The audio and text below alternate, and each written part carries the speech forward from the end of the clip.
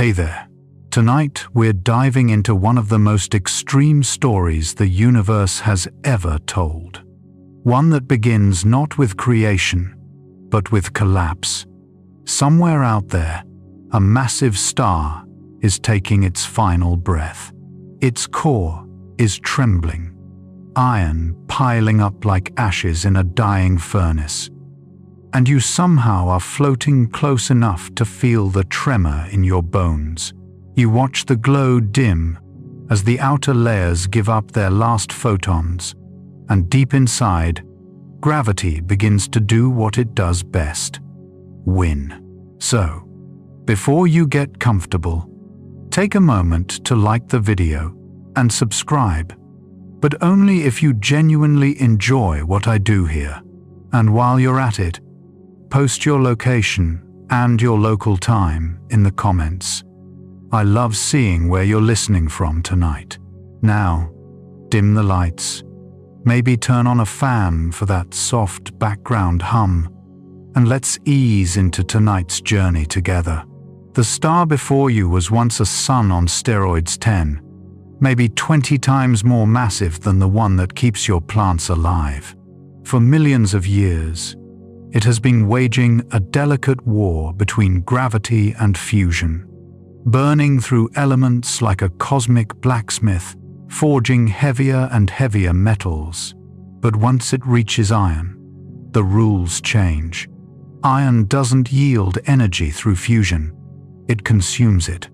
The furnace stalls, the pressure drops, and the star's own immense weight begins to crush its heart. Within a fraction of a second, the core collapses. It's like the universe itself taking a sharp breath in. Atoms are squeezed so tightly that their electrons are forced into protons, creating neutrons, and suddenly, you're looking at something no human could ever survive approaching. A neutron star, the size of a city, but heavier than the Sunday. You could hold a teaspoon of its matter, and it would outweigh Mount Everest. Try stirring that into your morning coffee. The outer layers explode outward in a brilliant supernova, lighting up the cosmos for weeks.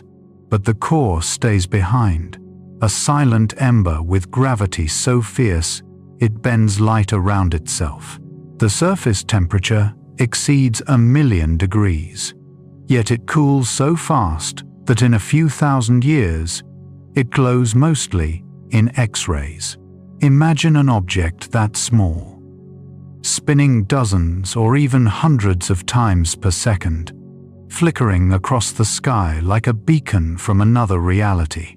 Scientists still argue whether the collapse stops at neutrons, or if the pressure digs deeper, compressing quarks, the building blocks of matter, into something even stranger.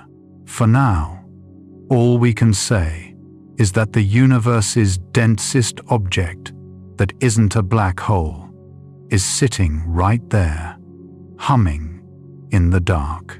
You drift closer, and the starlight stretches around you, distorted by gravity's curve.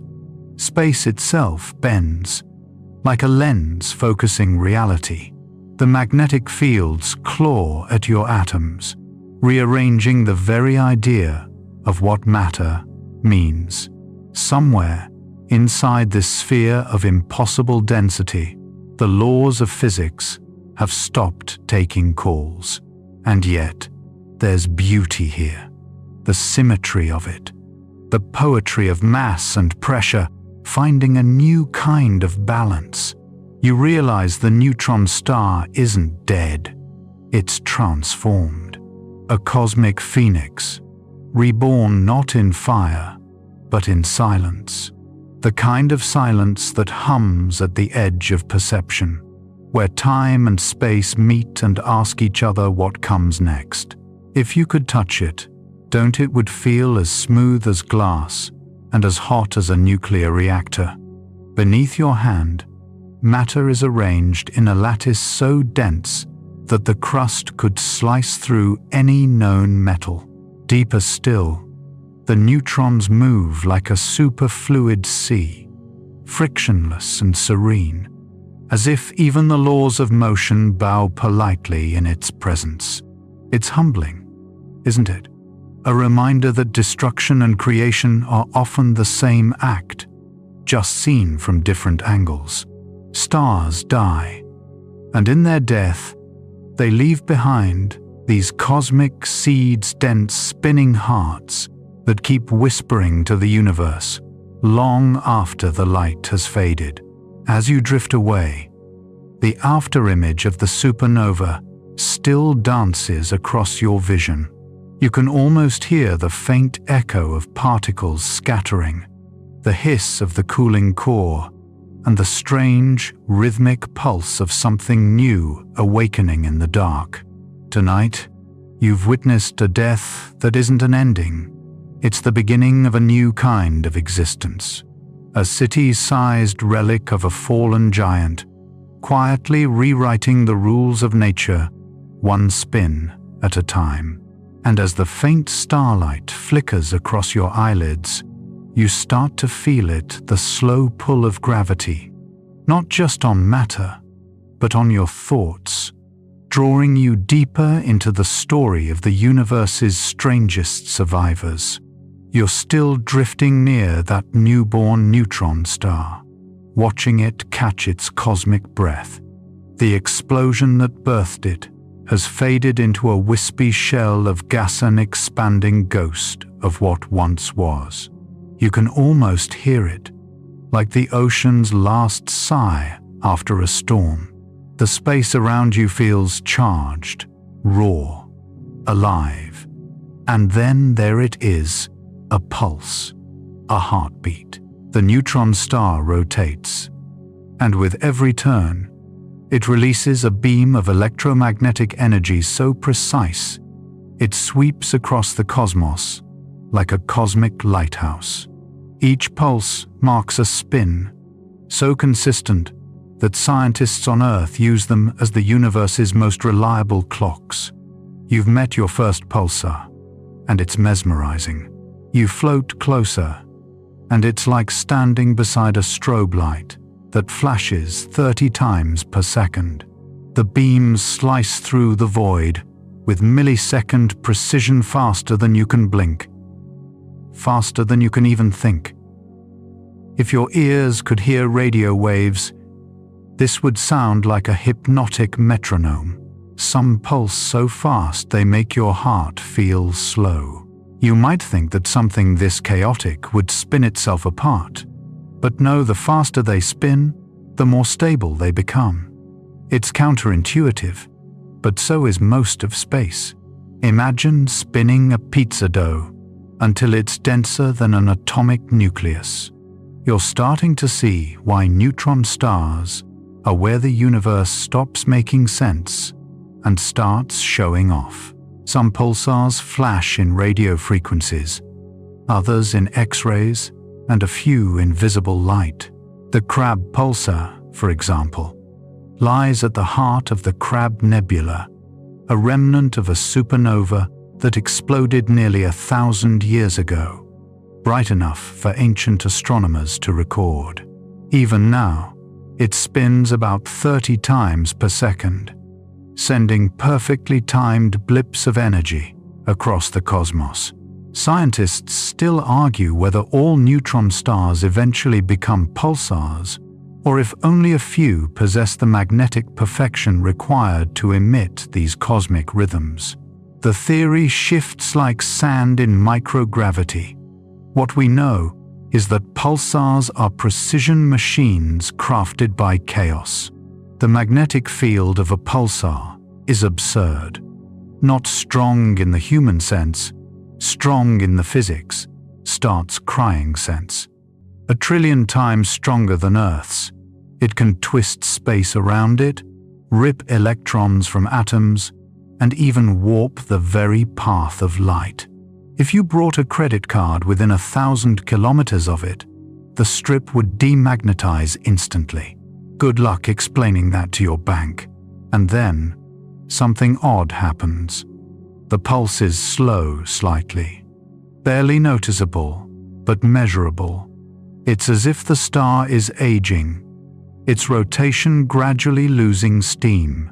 You realize that even this cosmic timekeeper will one day fade. The universe giveth, the universe taketh rotational energy away. But every now and then, the pulsar glitches. A sudden, unpredictable jolt, like the star hiccups. Scientists still debate why this happens. Maybe it's the crust cracking under stress, or maybe it's the fluid core shifting beneath, redistributing angular momentum in a way that would make any physicist's brain seize up.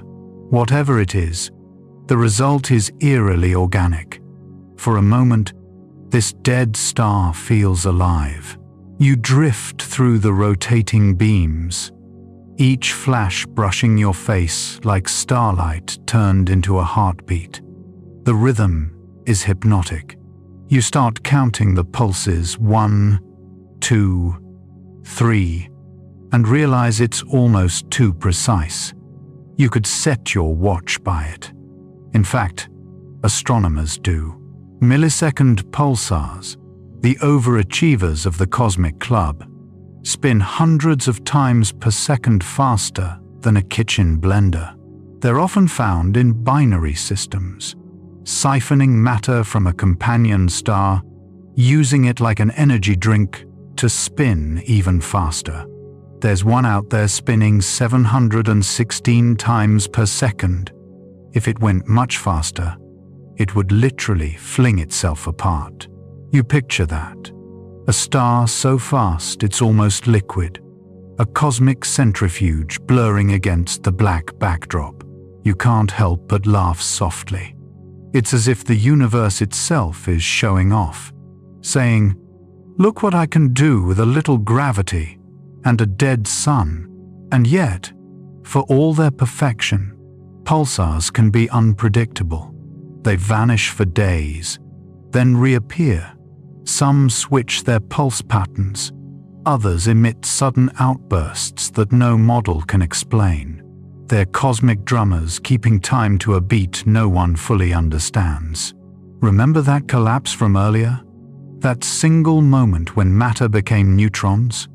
Every spin, every flash, every hum of this pulsar is the echo of that event. A rhythm born from destruction. You're not just watching a dead star, you're watching energy. Remember its origin story. A mainstream fact. Pulsars are so precise that NASA once considered using them as a galactic GPS system for spacecraft. Yes, ships navigating the stars by the pulse of distant neutron hearts. A fringe idea? Some physicists think pulsars might one day help us detect ripples in space-time more subtly than any Earth-based detector. And the open question still lingers. Why do some pulsars stop pulsing entirely, slipping into silence as if they've fallen asleep? Maybe they run out of charge. Maybe the beam just no longer crosses our line of sight. Or maybe, in some eerie way, they decide they've said enough. You linger a bit longer in that rhythmic glow. The beams sweep by you like gentle waves of light. Slow, steady, hypnotic. Your heartbeat starts to sync with the cosmic rhythm until you can't tell where your pulse ends and the stars begins. Somewhere, deep in your bones, you feel the same quiet spin of existence. The hum of motion, the inevitability of slowing down, and the beauty of continuing anyway. The pulses fade behind you, softening into background static as you drift onward through the stellar graveyard. You're surrounded now by invisible giants, billions of them scattered across the Milky Way, silent unless they decide to blink. Some are young and restless, spinning so fast they could shred a thought. Others are ancient, cooled, forgotten, like cold cinders of once brilliant suns. You're entering the realm of the magnetars, the weird cousins of regular neutron stars. If neutron stars are cosmic anvils, magnetars are ticking bombs. You feel it before you see it. A tremor, a magnetic shiver in your atoms. Space hums, molecules stretch. Even your thoughts seem to vibrate. Then it appears tiny, dim, but radiating a power so fierce it could erase data from hard drives across half the solar system, if it were any closer. This is a magnetar, and it doesn't care about your concept of safe distance. Its magnetic field is a quadrillion times stronger than Earth's. That's 1,000 trillion, in case your brain just short-circuited. If you stood 1,000 kilometers away, it would rearrange the electrons in your body, dissolving chemistry as you know it. Charming bedtime story, isn't it? You watch the surface twitch. It looks calm, but inside, unimaginable stress builds as magnetic lines twist and snap like titanic rubber bands. When they release, the star flares briefly, outshining entire galaxies.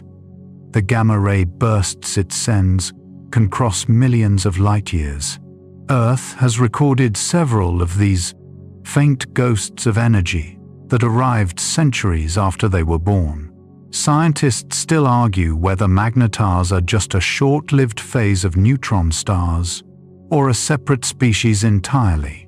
Their energy fades within a few thousand years, barely a blink in cosmic time before they settle into quieter forms.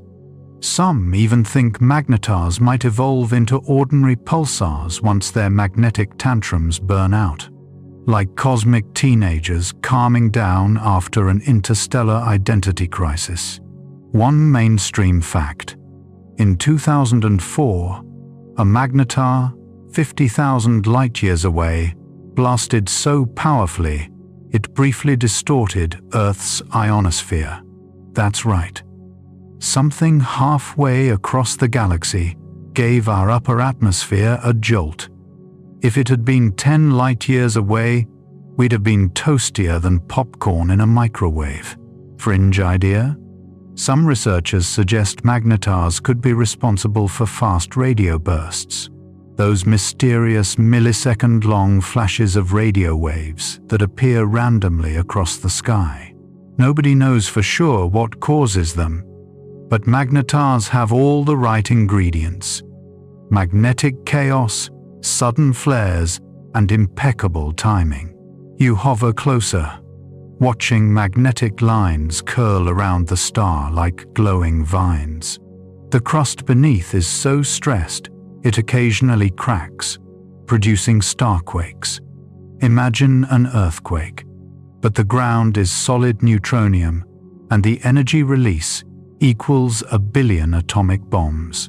When that happens, the entire magnetosphere rings like a bell. You think about sound in space. It doesn't travel through vacuum, yet the energy here is so intense you almost hear it anyway. It's like your mind invents the noise to fill the gap, a deep rumble at the edge of thought. The star twitches again, and for a microsecond, its light burns a hole in your eyelids. Scientists still argue whether the magnetar's crust can truly crack, or whether the entire outer layer flows plastically, bending instead of breaking. Either way, it's terrifyingly beautiful an object. Too small to see with the naked eye, but powerful enough to reshape entire regions of interstellar space. You drift into its aurora, if you can call it that. Charged particles dance along magnetic field lines, glowing faintly in X-ray blues and ghostly greens. They look peaceful, but each one carries more energy than a bullet. You realize that everything about a magnetar is a contradiction. Serene yet violent, cold yet bright, tiny yet boundless. A thought occurs: could life ever exist near something like this? Scientists say no, but some dreamers imagine forms of plasma life that thrive within magnetic storms. entities without matter, existing as oscillations in the field itself. They wouldn't need air, or water, or flesh, just rhythm and energy. It's a fringe fantasy, but as you watch those waves pulse and flicker, you can't entirely dismiss it. Your senses stretch thin. The magnetar spins once every few seconds, sluggish compared to pulsars. But each rotation releases whispers of light so pure they feel like color beyond sight. You could swear you see music. A flare builds again. The field tightens, the surface glows white-blue, and then flash. For an instant, everything disappears. No stars, no distance, just radiance. Then silence returns. The afterglow lingers like phosphor behind your eyes. You breathe slowly, feeling the echo of that burst ripple through space. The magnetar settles again, a small ember inside its own storm. You imagine what it must be like to be that star, immense power and isolation combined, constantly twisting, straining, releasing like a heart that never rests. Maybe that's the quiet lesson of magnetars. Even in the universe's most violent corners, there's rhythm, a cycle of tension and release, chaos and calm. Not so different from you, trying to unwind under invisible pressures, releasing them bit by bit in the dark. You drift backward, leaving the magnetic tempest behind. Your atoms stop humming. The silence returns, deeper now, filled with the faint memory of energy so fierce it could unmake you. The pulsars and magnetars all fade into dots. From a distance, they look almost peaceful, just stars among stars. But you know better. Beneath that calm are storms strong enough to sculpt the galaxy itself. And as you glide onward through the cosmic sea, your heartbeat matches the slow spin of the dying magnetar behind you. One pulse, another, the faint echo of infinity. The magnetar fades behind you, leaving a faint aftertaste of ozone and awe. Ahead lies something quieter, an endless void littered with embers of dead suns. You're now passing through what astronomers poetically call the stellar graveyard. Each invisible speck you drift past could be a neutron star, a frozen ember of collapsed matter, or a remnant flickering weakly at the edge of perception. And somewhere among them spins one of the strangest and most mysterious creatures in this entire family. The binary neutron star system. Two collapsed cores, each no bigger than a city, locked in an eternal dance. You spot it, a faint pair of pulses, circling each other so closely that their gravity bends space into ripples. They orbit hundreds of times a second, faster than bullets, dragging space-time itself into a whirlpool. You can see the curvature of faint, shimmering distortion, like heat above asphalt. This is Einstein's playground, where his equations stretch and twist until they hum. The two stars orbit so tightly that if you replaced one with the moon, it would be inside your living room. Their combined gravity would shred anything less dense than atomic nuclei. You drift closer, feeling the gravitational pull tugging gently at your molecules, like a reminder that everything, even you, is woven into this universal fabric of motion. Every spin, every orbit, they're bleeding energy not as light, but as gravitational waves, ripples in the very shape of reality. You can't hear them, not with ears, but they sing in the background of the cosmos, a low, continuous hum that detectors like LIGO and Virgo have only recently learned to notice. In 2017, scientists on Earth caught one, a binary neutron-star merger from 130 million light-years away. The signal lasted over a minute, a cosmic drumroll, and then silence. A moment later, telescopes saw a faint flash of light from the same spot. For the first time, humanity heard and saw the same event in space. That collision didn't just make a flash, it created gold. Literally, the heavy elements in your jewelry, your phone, your blood, they were forged in moments like that. The merger of neutron stars compresses matter so intensely that atoms fuse beyond iron, forming precious metals and rare isotopes. You could say your ring once danced in the heart of a dying star. Romantic, if slightly apocalyptic, scientists still argue exactly how much gold or platinum these events produce, but estimates suggest one merger could make more than the entire mass of Earth in solid gold. Somewhere out there, a newborn cloud of wealth drifts through the dark, glittering invisibly in gamma rays. You keep watching the binary spin tighter. The faster they orbit, the more energy they lose. It's an unstoppable feedback loop. Each moment hastens their end. Eventually, they'll collide, not with a bang, but with a space-time scream that would ring through the cosmos for eons. Fringe idea. Some astrophysicists think these collisions could even produce strange quark matter, forming strange stars objects made entirely of free quarks, smaller yet denser than anything we've ever observed. If true, a single strangelet, a droplet of that matter, could, in theory, convert normal matter into more strange matter, like a cosmic contagion. Don't worry, purely theoretical. Probably. You imagine it anyway. Two glowing neutron hearts, spinning faster and faster until they blur together. Then, contact. The shockwave erupts outward at nearly the speed of light, space folding in on itself for a heartbeat before expanding again. The leftover object may become a black hole, swallowing its own debris. Or, if it's lucky, it remains a single massive neutron star, humming defiantly against gravity's grip.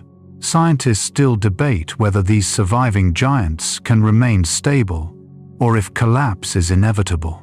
What's clear is that these collisions shape galaxies. They seed the universe with heavy elements, stir gas clouds, and spark new generations of stars. Death, rebirth, and chemistry all tangled in one brief moment of fury. As you hover near the system, the orbits tighten further, and you begin to feel the waves. The gravitational ripples flow through you like gentle tides. They don't shake or rattle, they stretch space itself, elongating and compressing everything, including you, by a fraction of a proton's width. Subtle, but real. You're literally breathing in rhythm with the universe's heartbeat. You think of Earth, tiny, distant, and yet listening. Instruments buried underground or frozen in Antarctica, patiently waiting for these cosmic murmurs. Humans, frail and brief, building machines that can feel the trembling of stars. There's something poetic about that. One of the stars flares faintly, a final spin-up before collapse. You watch them blur together, their light merging into a singular flare, a pearl of annihilation at the edge of sight. Then, it's gone. The glow fades. The ripples stretch outward forever. You drift through the aftermath. Dust and atoms swirl like golden mist. The silence that follows feels absolute, but you know the echoes of this event will be recorded across space-time for billions of years. It's humbling to realize that you and everyone you know carry the fingerprints of moments like this. Every element heavier than iron, was born in stellar violence. Every heartbeat, every breath, every thought is laced with the ashes of long-dead neutron stars. The stars die so that chemistry can live. It's the most cosmic act of generosity imaginable. You close your eyes, and for a moment, you imagine you can hear it. The slow, fading waltz of binary neutron stars, dissolving into eternity. The golden dust fades behind you, dissolving into the quiet hum of deep space. For a long while, there's nothing but darkness, the kind that makes your eyes invent light just to stay sane. Then, something faint flickers in the distance. Not a star, not a planet, just a soft, rhythmic glow, like the heartbeat of an ancient ember. You drift closer and realize you're looking at an old neutron star, one that's long past its glory days. This one doesn't pulse anymore. Its radio beams have gone silent, its rotation slowed to a lazy crawl. Once hundreds of spins per second, now maybe one every few minutes. It's cold, by cosmic standards. The surface temperature has dropped from 1,000,000 degrees to something barely above absolute zero. The heat of creation is almost gone, but not quite. You watch as faint streams of X-rays leak from its crust, the last sighs of residual energy trapped inside. This is what happens when time wins. Every star's eventual fate. If it's lucky enough not to collapse further into a black hole. Scientists call this a dead neutron star, though that feels unfair. Dead things don't hold secrets, but this one does. Beneath its crust, the interior is still exotic superfluids of neutrons, layers of dense nuclear pasta. Yes, actual term, where atomic nuclei twist into strange spaghetti-like shapes under extreme pressure. One mainstream fact: physicists believe that inside these cooled stars, matter forms into structures called gnocchi, spaghetti, and lasagna phases of nuclear matter squeezed into bizarre geometries. You can almost picture it. The universe's most absurd Italian restaurant, hidden inside a star. Fringe speculation. Some suggest these structures could host quantum phenomena so stable they might serve as cosmic memory echoes of the star's original spin pattern, stored like data in its crust. A galactic hard drive, cold and ancient, silently preserving the history of its collapse. You float closer to the surface. It's dark, metallic, and perfectly smooth like a planet made of steel and sorrow. Occasionally, cosmic rays strike it, triggering tiny bursts of light. Each flash is a reminder that even the loneliest star still interacts with the universe around it. Scientists still argue whether these old neutron stars can reignite if struck by enough external energy. A collision with another star, a nearby supernova blast, or perhaps even a dense cloud of interstellar gas. Could they spark back to life, momentarily glowing again like old coals rekindled? For now, it remains theory, but the idea lingers. You imagine it waking up, after millions of years of silence, the faint hum of magnetism rising again, the surface trembling, a tiny pulse flickering to life, a ghost heartbeat returning after an eternity of stillness. You drift above its surface, just close enough to feel the faint pull of gravity, 1,000 billion times stronger than Earth's. If you dropped a paperclip here, it would slam down at 1/3 of the speed of light. Impact energy, roughly 100 Hiroshima bombs. You're wise to keep your distance. Still, there's peace in this deadness. The kind of peace that only comes when all the fire has burned out and only the memory remains. You realize that in its silence, this neutron star is not lifeless. It's resting. A stray thought enters. Maybe, one day, billions of years from now, after the last stars burn out, the universe will be filled only with objects like this cold, quiet remnants drifting in eternal darkness. The final chapter of cosmic history, written not in fire, but in stillness. You picture that distant future. Galaxies faded, black holes evaporated, and only frozen neutron stars left behind, faintly humming with the last whispers of matter's existence. If anyone or anything is still around, they might find these relics and wonder what kind of beings once watched the stars die. But tonight, you're the one watching. You trace the invisible lines of its magnetic field with your eyes, delicate filaments of geometry, frozen mid-motion. You can almost sense its former rhythm, its long-forgotten pulse buried deep beneath the crust, like hearing a seashell whispering about a vanished ocean. You drift slowly around it, letting its slow spin carry you along.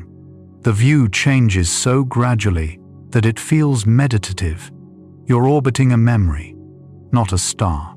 Scientists still debate how long these remnants can persist before quantum decay erodes them entirely. 1 trillion years? A Google? Maybe longer. At this scale, time itself begins to lose meaning. The universe becomes a museum of extinct phenomena, neutron stars. Once magnificent, now fossils of physics.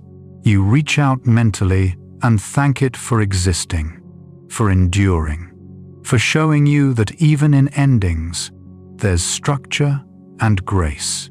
It's easy to think of space as empty, but moments like this remind you it's full of stories, just moving very, very slowly. The light from the old star flickers faintly once more, as if acknowledging your presence. Then it dims again, total darkness. But in that darkness, there's a strange comfort. Maybe it's the universe's way of saying goodnight, softly, patiently, infinitely. And for a moment, before you drift onward, you can almost feel the cold peace of eternity wrapping around you like a blanket of stars that forgot how to shine. You float away from the cold neutron relic, carrying its silence like a whisper that won't quite leave your ears. Space ahead looks empty, but you've learned by now that empty is just the universe's favorite disguise. Somewhere out here, invisible forces are already at play. Subtle, patient, waiting for the next act in the neutron star's strange afterlife. The faint glow of distant galaxies frames the void, and in that velvet dark, something faintly shimmers. Not light motion. You realize you've entered a region where neutron stars wander together, gravitationally bound in quiet companionship. It's rare, almost mythic, but real. A triple system with 2 neutron stars and 1 normal sun-like star, locked in a gravitational choreography so complex it makes Newton's head spin in his grave. The first thing you notice is the dance, the orbits weaving and precessing, tugging at one another in invisible tension. One wrong gravitational twitch, and the whole system could slingshot itself apart. Yet here they are, balanced on the knife's edge of math. It's like watching 3 cosmic acrobats juggling gravity instead of flaming torches. You focus on one of the neutron stars. Its spin interacts with the magnetic field of the companion star, drawing streams of charged particles between them. like luminous silk threads. They twist and shimmer, glowing faintly as they bridge the gap between two radically different worlds, a dead sun and a living one. The second neutron star lurks further out, acting as a gravitational chaperone. Every few days, its pull subtly shifts the inner orbits, like a conductor tapping his baton to keep the orchestra in rhythm. Scientists on Earth have observed systems like this one in particular, called PSRJ 337 plus 1715, is so precise that it's used to test Einstein's theory of general relativity with absurd accuracy. One mainstream fact: neutron stars in triple systems are nature's perfect laboratories for gravity. Their combined interactions let scientists measure the tiniest deviations in Einstein's equations, hunting for cracks in the cosmic code. So far, Einstein's still undefeated, but these stars keep testing him. A fringe idea? Some theorists think such systems could amplify gravitational waves to detectable levels, like natural antennas. The star's complex orbits might even produce interference patterns, ripples colliding with ripples, echoing across space like overlapping ocean swells. You watch the inner pair spiral around each other, their timing so precise you could set your heartbeat by it. Each time the neutron star's beam points your way, you catch a pulse, a soft flicker of cosmic Morse code. And every pulse is slightly delayed or sped up depending on the gravitational pull of the third star. You're literally watching relativity happen in real time. Scientists still argue whether triple systems like this form naturally, or if they're the chaotic survivors of star clusters, flung together after collisions and captures. The odds are low, but the universe has a way of turning improbabilities into traditions. The system hums like a cosmic metronome. The neutron star's radio emissions intertwine with the sunlight from their living companion, creating an almost eerie harmony: radio waves, X-rays, and visible light in synchronized rhythm. It feels alive in a way few things in space do. You drift closer to the sun-like star, the lone normal one. Among these cosmic corpses, it looks peaceful, its golden surface bubbling quietly, unaware that its neighbors are the densest things this side of a black hole. Yet their gravity affects it deeply. Over millions of years, they've tugged at its spin, perhaps even siphoned gas from its outer layers, turning that borrowed matter into the energy fueling their flickers. If stars had feelings, you imagine this one might feel uneasy, trapped between two ghosts, living under the constant reminder of what it too will become one day. You drift back to the center of the triangle they form.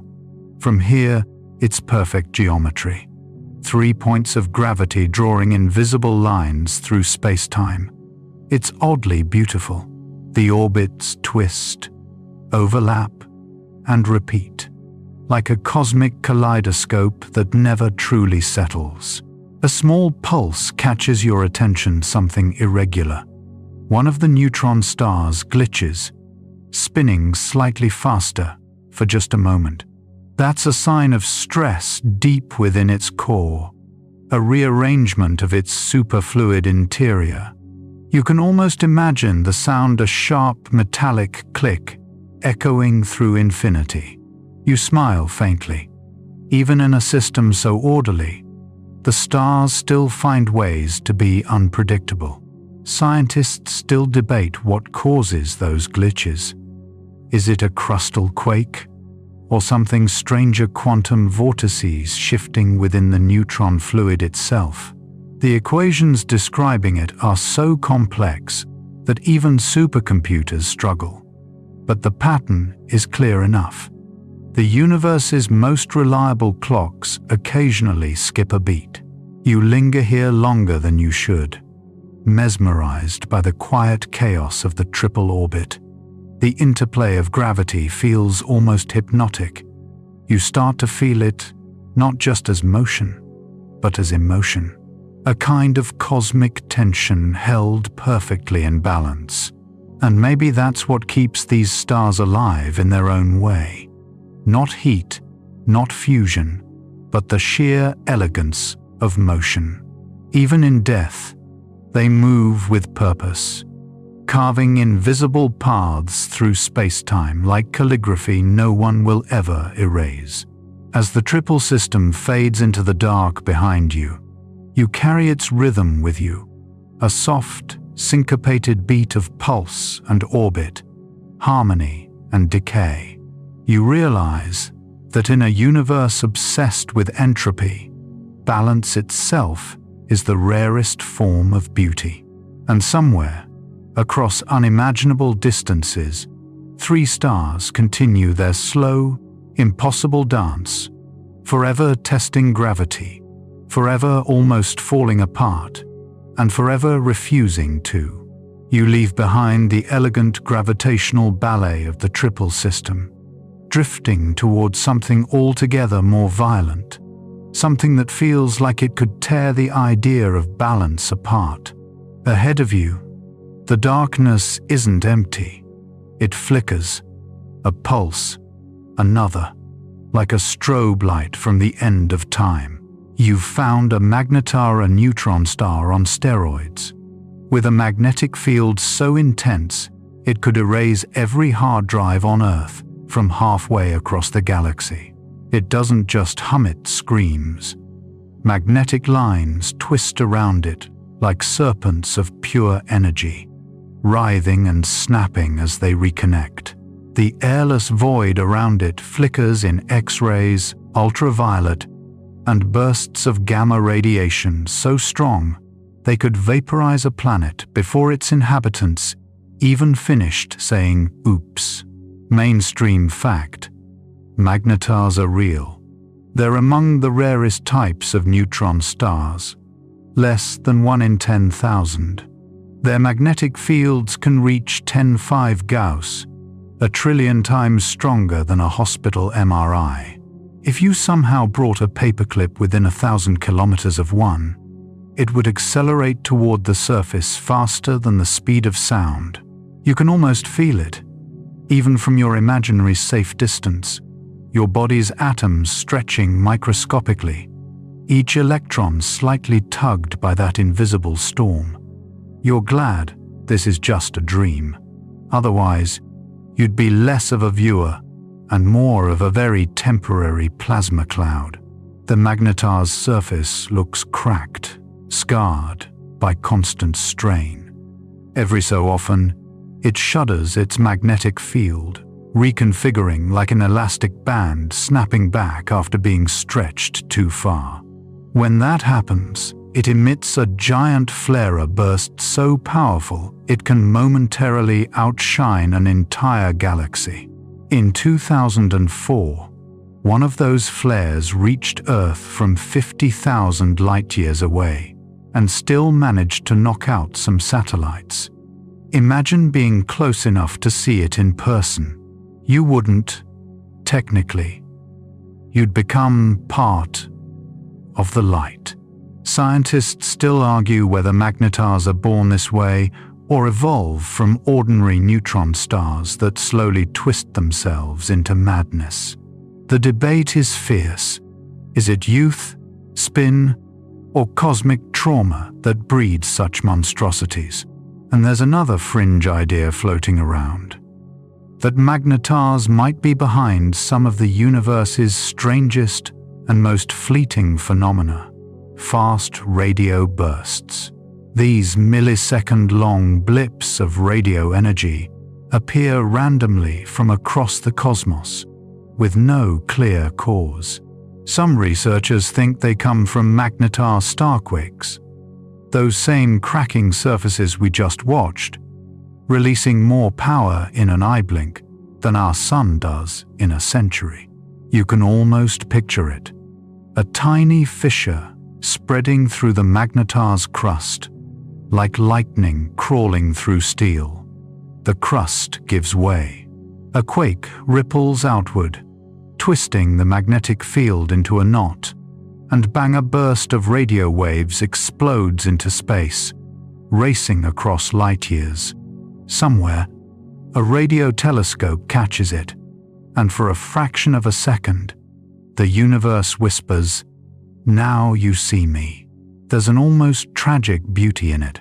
These stars are born from collapse, hardened by gravity, then crushed again by their own fields until they snap. They're cosmic pressure cookers, constantly balancing on the edge of annihilation. And yet, in their fury, they create some of the most breathtaking phenomena known to science. The auroras they produce on nearby gas clouds shimmer like curtains of electric silk, bending and glowing in shades of violet and blue that human eyes can't even process properly.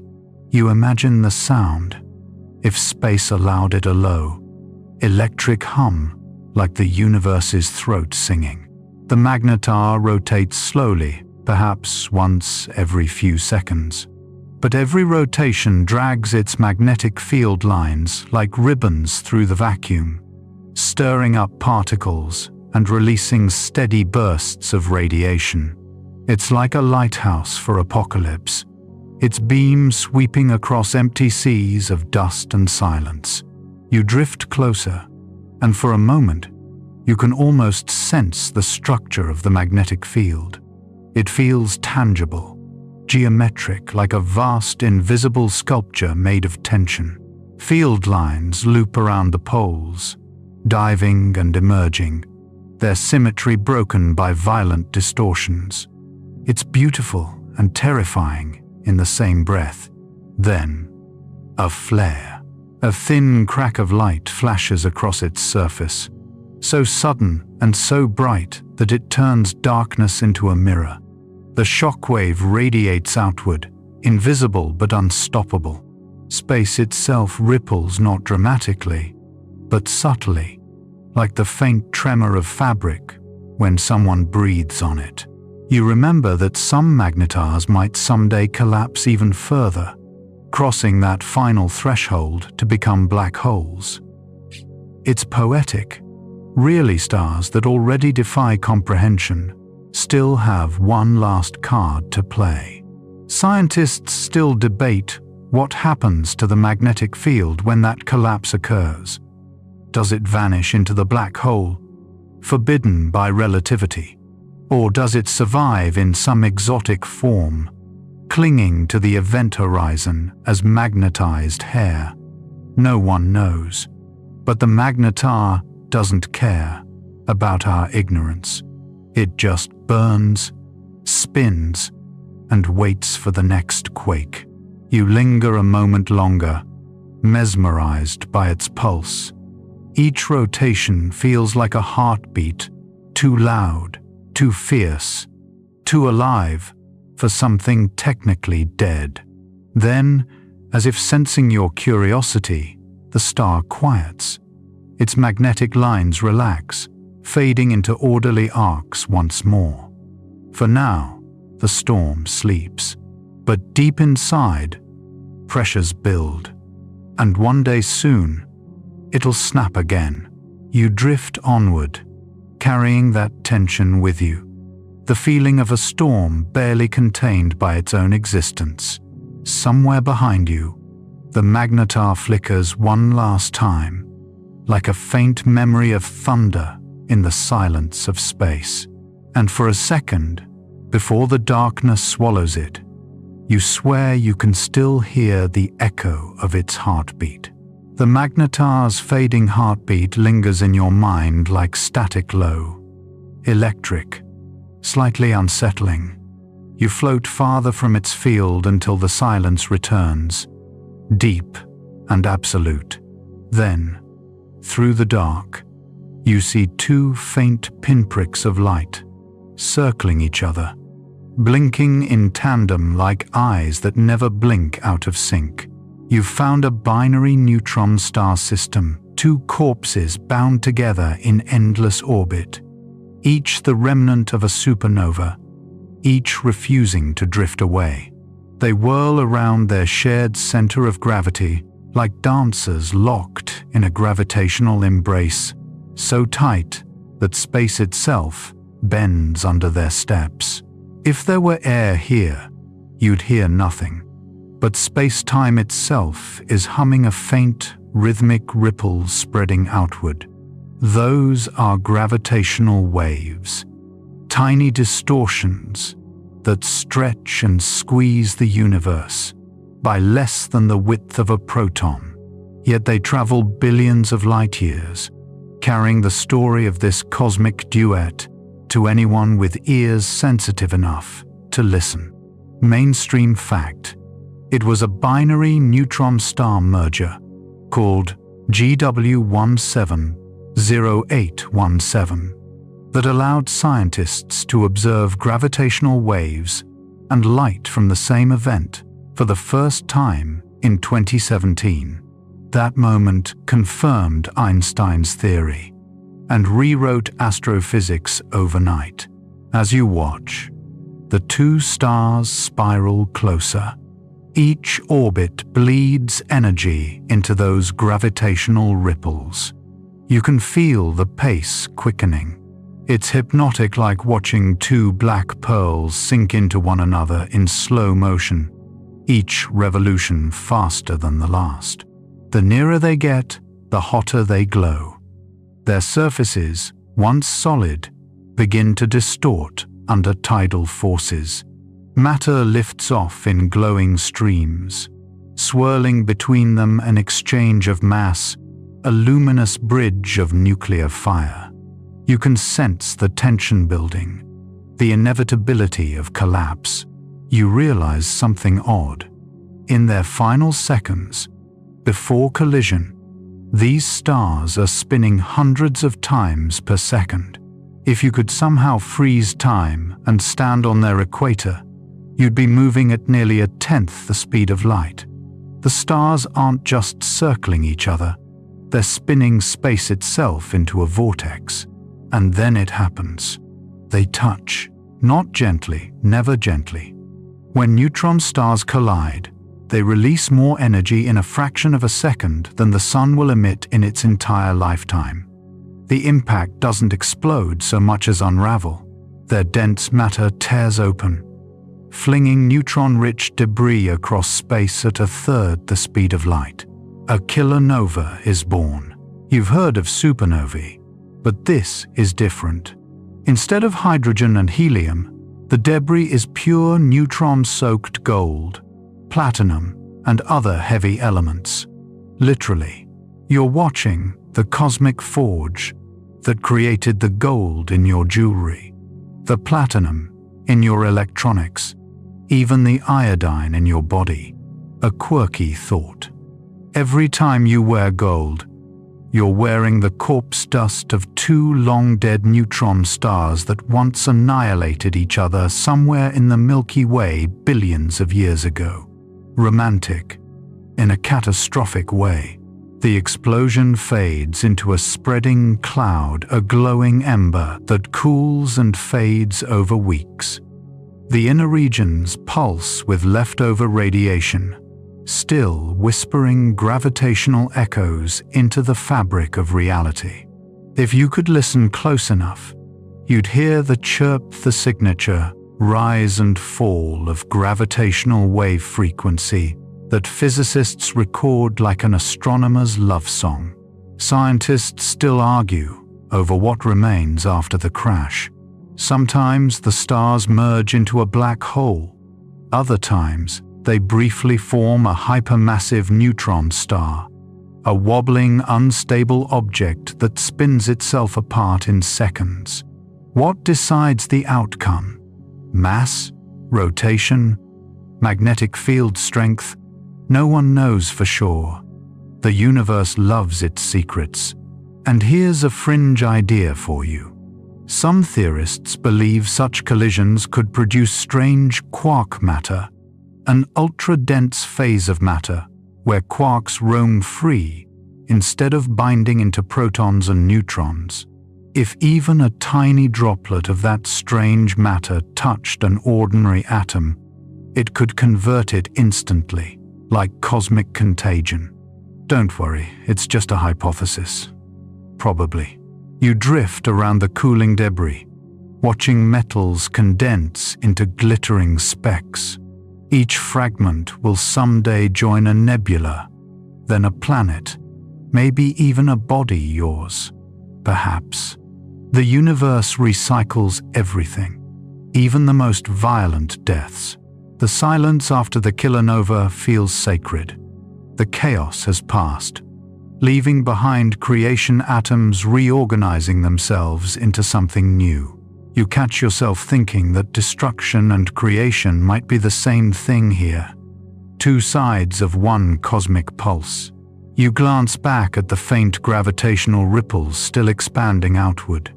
Each one will pass through galaxies, through stars, through you.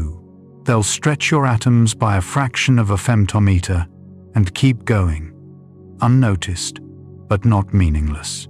You whisper into the void, half joking, half serious. Thanks for the gold. Somewhere in the darkness, the universe hums back, as if to say, "You're welcome, kid. Don't waste it." You leave behind the cooling glow of the kilonova, that brief, violent moment when the universe forged new matter from ruin. The light fades, replaced by the deeper hush of interstellar night, a silence so complete it feels like sound's own absence. You drift, weightless, through dust that once was gold and now is nothing more than memory. Then, in that stillness, something pulses again, but this time, it's softer, rhythmic, precise. You follow it, and before long, you see it a small sphere, barely 20 kilometers wide, yet rotating with supernatural regularity. A millisecond pulsar. This one spins nearly 700 times per second, faster than the blades of a jet turbine. Every rotation sweeps its radio beam past you like a lighthouse beacon, regular to the microsecond. Scientists say some pulsars are so precise they rival atomic clocks. If you synced your watch to one, you'd lose less than a second in a million years. You hover near it, watching the twin beams flash out in perfect rhythm. It's mesmerizing, like the universe's metronome. The airless void between you vibrates faintly with energy, radio waves carrying messages across cosmic distances. Mainstream fact: these millisecond pulsars are recycled. They weren't born this fast. Once, they were ordinary neutron stars, slow, cooling, fading. But then they found a companion, a nearby star that donated gas through accretion. Over millions of years, that steady flow of matter transferred angular momentum, spinning the neutron star faster and faster, until it became the perfect cosmic timepiece you see now. You look closer. Around it orbits a faint, shriveled object, its old companion, the donor star, stripped nearly bare, reduced to a planet-sized husk of carbon and iron.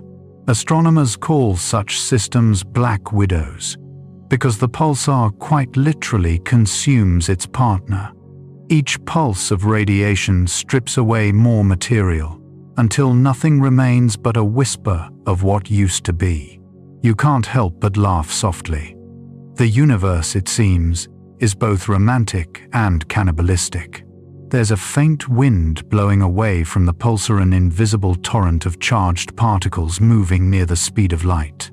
Where it collides with the companion's remnant atmosphere, it produces faint X-rays.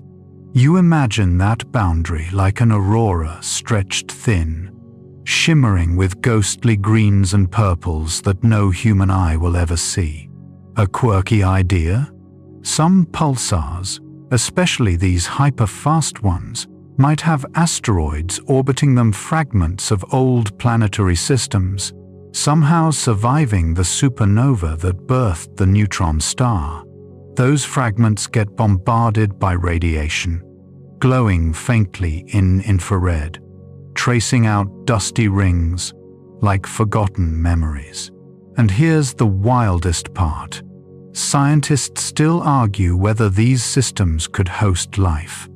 Not biological, of course not under those conditions, but artificial life. A civilization advanced enough to harness the perfect regularity of pulsars might use them as galactic GPS beacons.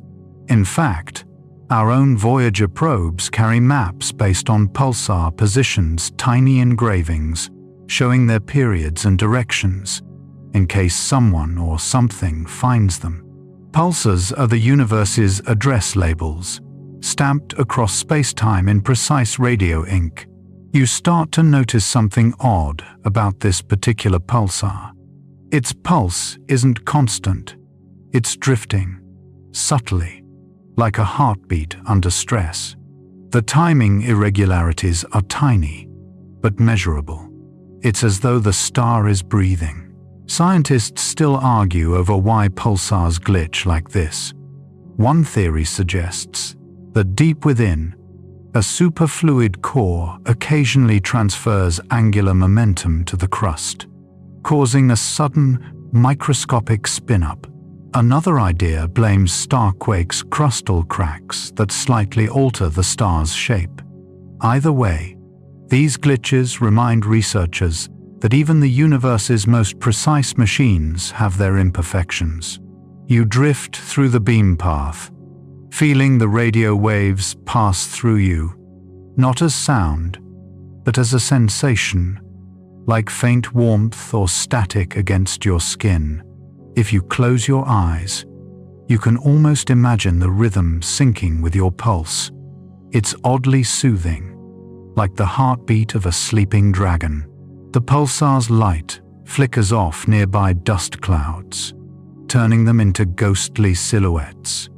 For a moment, it looks like the universe is blinking back at you, winking in Morse code only it understands. You wonder how many civilizations, across eons, might have looked at a pulsar and wondered the same thing. Some might have built entire calendars around them. Others, maybe, mistook their perfect rhythm for a divine message. You think about how, even now, astronomers on Earth use networks of pulsars to probe the structure of space-time itself, listening for minute distortions caused by gravitational waves from supermassive black holes. These are called pulsar timing arrays, and they're humanity's most delicate attempt at hearing the deep baseline of the cosmos.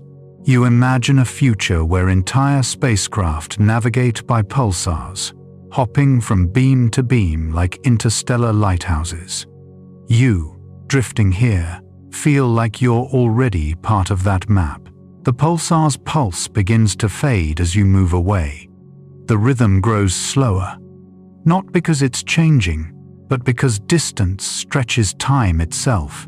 Behind you, the twin beams keep flashing, eternal and exact, measuring moments you'll never experience.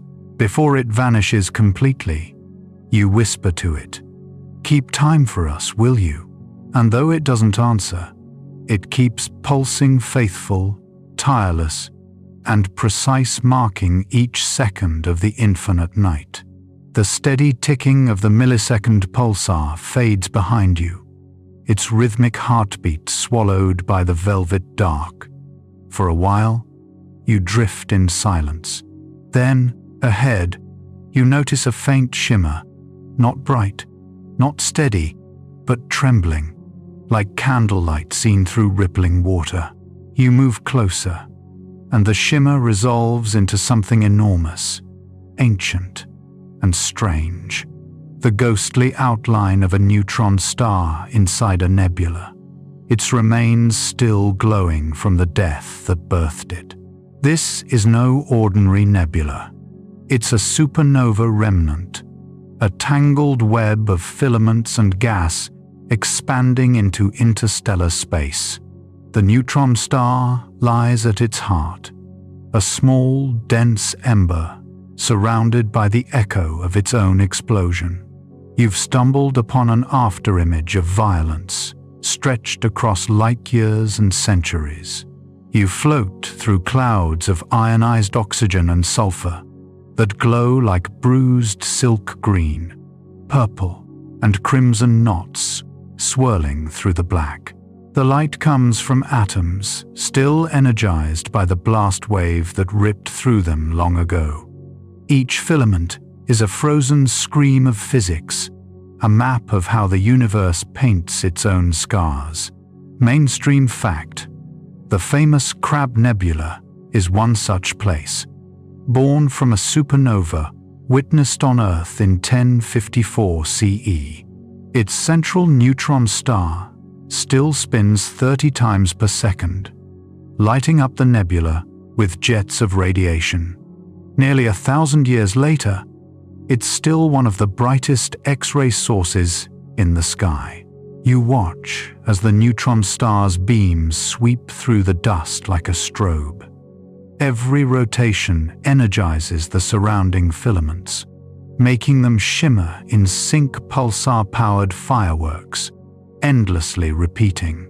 The effect is hypnotic, almost ritualistic. You can imagine ancient skywatchers seeing that explosion, not knowing what it was, just a guest star that appeared for weeks, outshining every planet, then fading. They couldn't have known they were witnessing the birth of one of the strangest objects in the universe. A faint crackle passes through your imagination, a whisper of radio static. You realize the nebula is alive with magnetic turbulence. Lines of force snake through it like invisible vines, bending charged particles into arcs that light up the void. You drift through one of those tendrils, and it feels like moving through a slow-motion lightning storm. Each spark dances and fades in utter silence. The colors shift as you pass: emerald, then violet, then a deep, bruised blue that almost hums. A quirky tidbit: astronomers have nicknamed the crab's heart the engine, because its neutron star powers the entire nebula like a cosmic dynamo. It's converting rotational energy into radiation at a rate of 5 trillion watts a number, so absurd it makes your home electricity bill feel like a rounding error. Scientists still argue about what exactly happens in these pulsar wind nebulae. Some say the outer filaments are shaped by magnetic reconnection. Others believe the shock waves of relativistic particles carve them.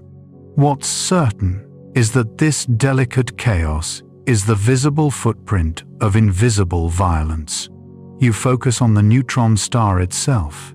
It's small, impossibly small, just 20 kilometers across, but from here, it feels like a sun. Hot blue light spills from its magnetic poles, twisting into twin jets that shoot far beyond the nebula's edge. Those jets sculpt the surrounding gas into hourglass shapes, like glassware for cosmic chemistry. You wonder what it would look like if you could see the explosion happen again, in real time, the exact moment the core collapsed and the outer layers rebounded.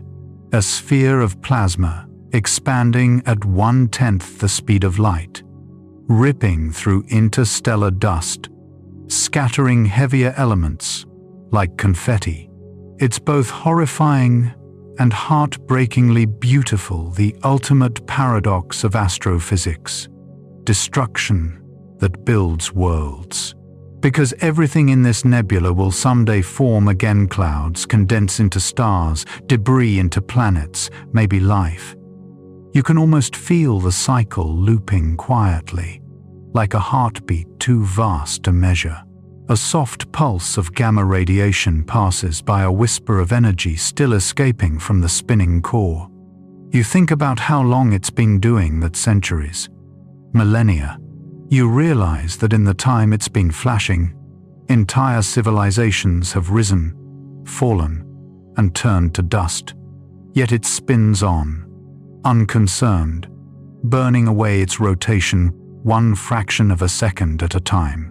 If you could listen closely, maybe you'd hear the faint thrum of space-time being stirred. The neutron star is slowing down just a little each pulse, like a clock losing nanoseconds to friction. But even as it fades, it's painting beauty across the void. The nebula stretches out around you like a cathedral of light. Filaments weave in delicate lattices, each one glowing softly with trapped starlight. You drift through them, slow and reverent, feeling like an intruder at a sacred site. The remnants of atoms touch your skin like cold dust. You realize the truth is both terrifying and comforting. Nothing ever truly disappears out here. The star died, but not completely. Its light echoes, its matter travels, its heartbeat continues in radiation and motion. Even endings here are just new forms of persistence. A final flicker from the neutron star draws your eye. It's dimmer now, the spin fractionally slower, the pulse interval infinitesimally longer, but it's still there, steady and proud, refusing to fade completely. You smile softly, whispering to the void. You burned yourself apart, and still found a way to glow. The nebula swells around you one last time, a slow inhale of light and color, before the darkness takes it back. The nebula's glow dwindles behind you, leaving only the faint afterimage of its filaments, like veins of color traced across your mind. You drift onward through a quieter part of the galaxy now, the interstellar medium stretched thin, almost translucent. For a moment, it feels like you're gliding through the space between thoughts.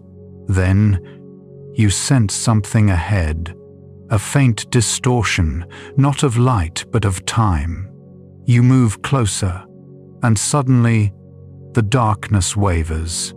The stars beyond seem to dance and blur, their light bending in strange arcs.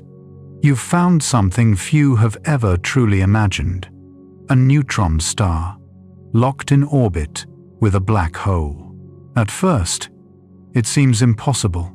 The neutron star, small but fierce, circles the black hole like a moth drawn to a candle that could consume it at any moment. The two are bound by gravity's most intimate embrace, a pairing so extreme it stretches the limits of physics. Mainstream fact: astronomers have long theorized such systems exist, though only recently have candidates been detected. They call them neutron star black hole binaries, and when they merge, they unleash gravitational waves powerful enough to make LIGO's detectors tremble on Earth.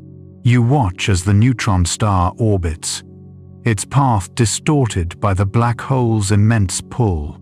Every few seconds, its radio pulse passes by, and you can see the signal lensed bent into arcs that wrap around the black hole, delayed by microseconds as light takes multiple routes through warped space-time.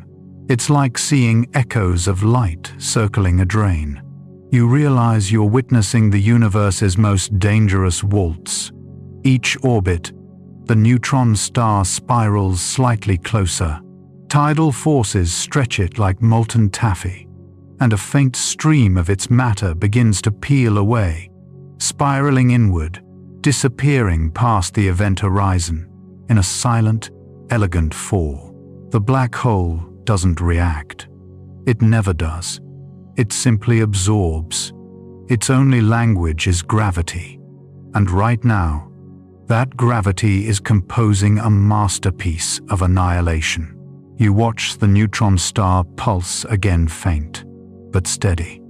It's as if it refuses to go quietly. A quirky tidbit. Some astrophysicists think the last moments of such a merger could briefly light up the universe with gamma rays. The neutron star's magnetic field, shredded and twisted, might reconnect violently as it's torn apart. For a heartbeat, even the black hole might flare a paradoxical flash from something that shouldn't be able to shine. The thought makes you grin. Even in the final act, physics can't resist a little drama. As you drift closer, the distortion becomes more pronounced. Space itself curves visibly. The stars beyond stretch into luminous rings, the infamous Einstein rings, while time slows. You can feel it, even though you can't measure it. Your heartbeat, lingering between seconds, light moving reluctantly forward. Scientists still argue whether such systems can tell us more about black holes' internal structures or neutron stars' equations of state. Are these events laboratories or just fireworks? The truth, as usual, is both. The neutron star's beam sweeps past you again. This time, you catch the pulse twice, once directly and once delayed by the black hole's gravitational lensing. It's like hearing a cosmic echo, the same note played twice, one real, one refracted through space-time itself.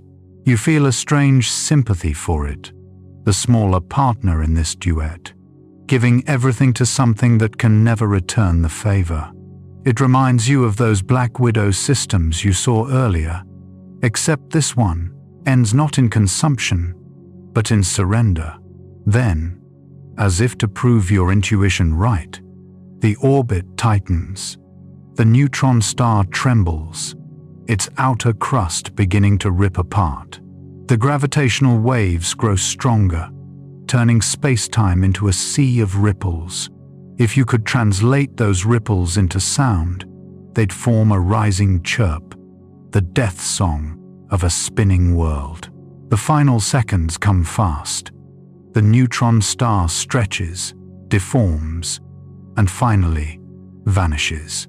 One moment it's there, pulsing defiantly. The next, it's gone, swallowed whole, leaving behind nothing but gravitational echoes. You wait, half expecting silence, but the universe, ever dramatic, offers a finale. A faint flash bursts from the edge of the black hole, a brief gamma-ray spark, the neutron star's final exhale. It lasts less than a second. Then, darkness. You float there, staring at the black hole, its event horizon smooth and indifferent. Around it, a faint ring of accreted matter glows, the last testament of everything it's consumed.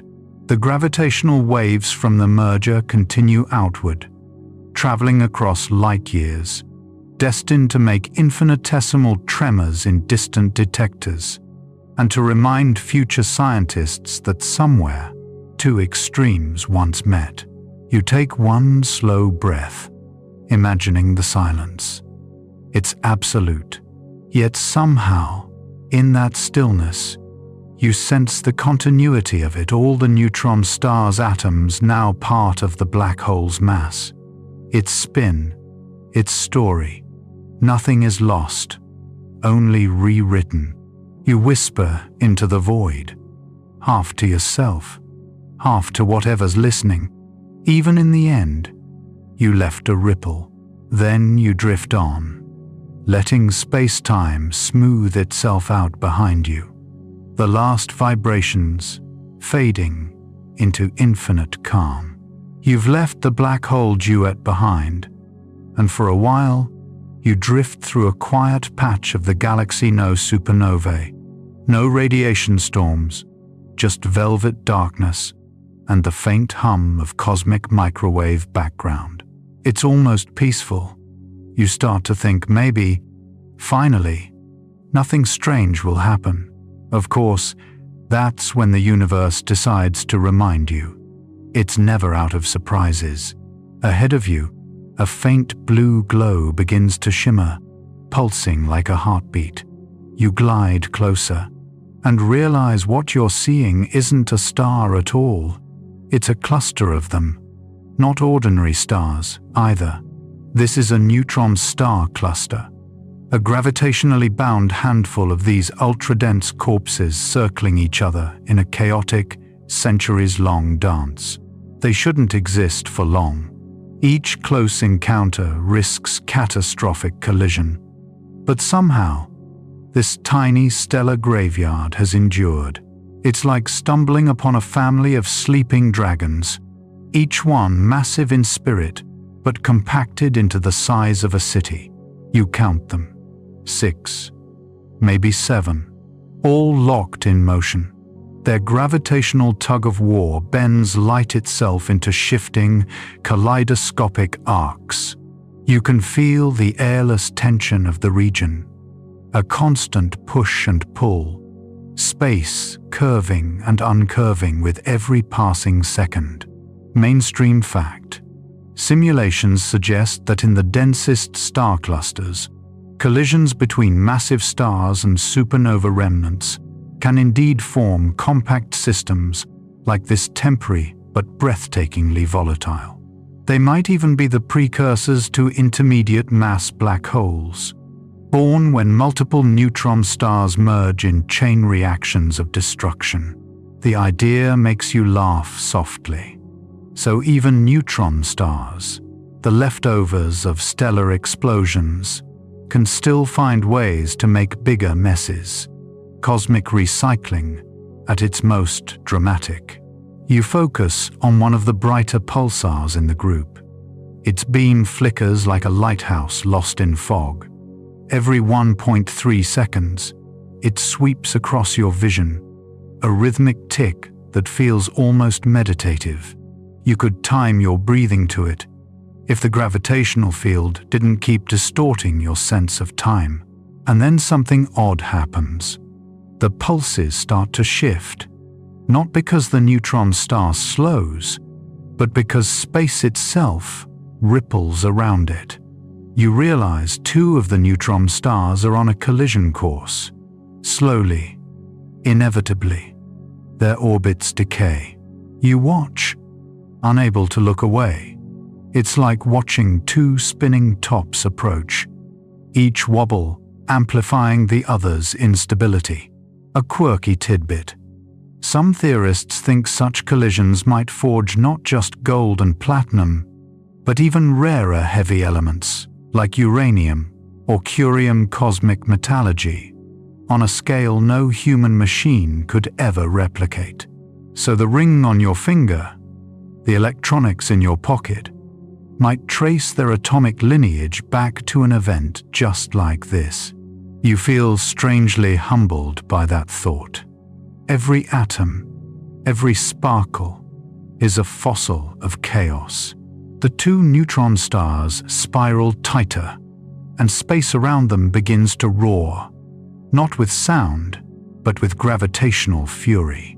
You can see it, the distortion waves fanning outward, stretching and compressing the starlight behind them. Their final approach happens fast, and the moment of contact, well, it's both violent and beautiful.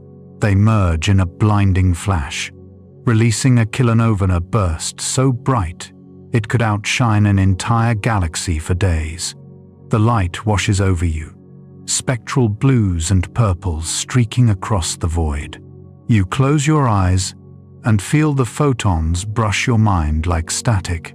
Scientists still argue whether every neutron star collision produces such a luminous kilonova, or if certain conditions, magnetic field strength, spin rate, residual mass, determine how intense it becomes. But from your perspective, the argument feels trivial. The evidence is right there, blooming before you like a supercharged aurora. As the light fades, you see what's left, a glowing debris cloud, swirling around a newborn black hole. The neutron stars are gone, their material shredded into an accretion disk that radiates X-rays and hope in equal measure.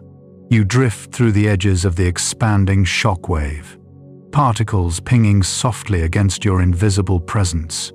There's no heat, no pain, just a faint vibration, like the aftertaste of creation.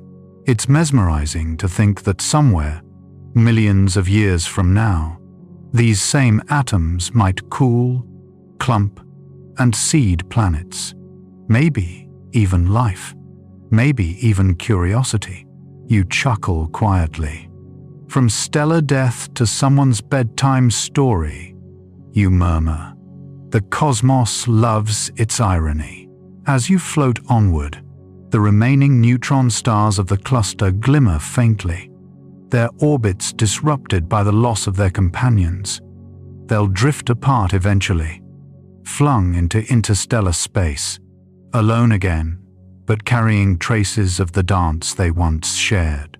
You turn your attention outward, beyond the cluster. The galaxy stretches in every direction, a shimmering ocean of light.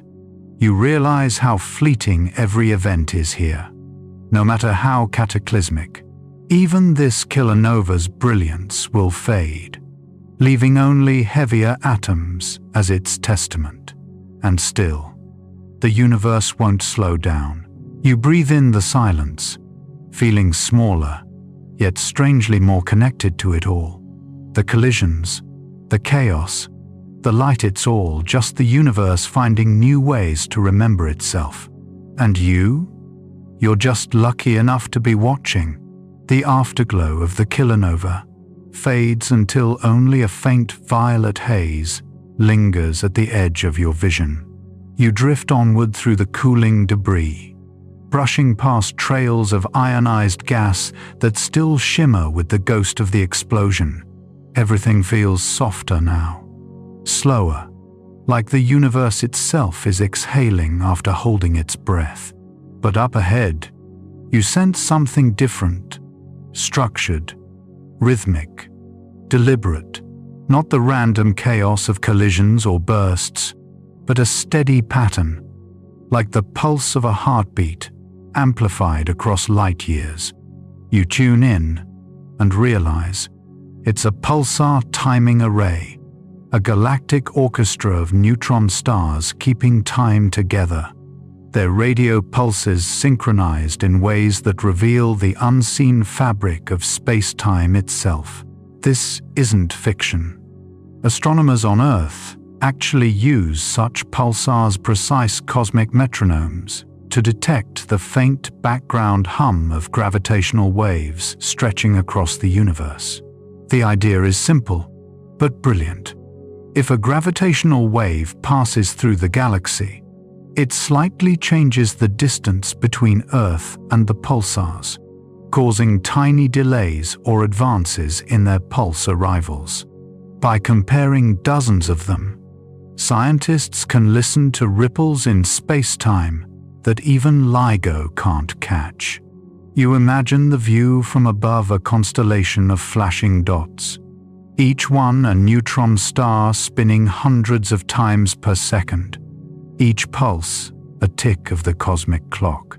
Together, they form a web of timing so precise that if one pulse arrives even a billionth of a second late, physicists notice.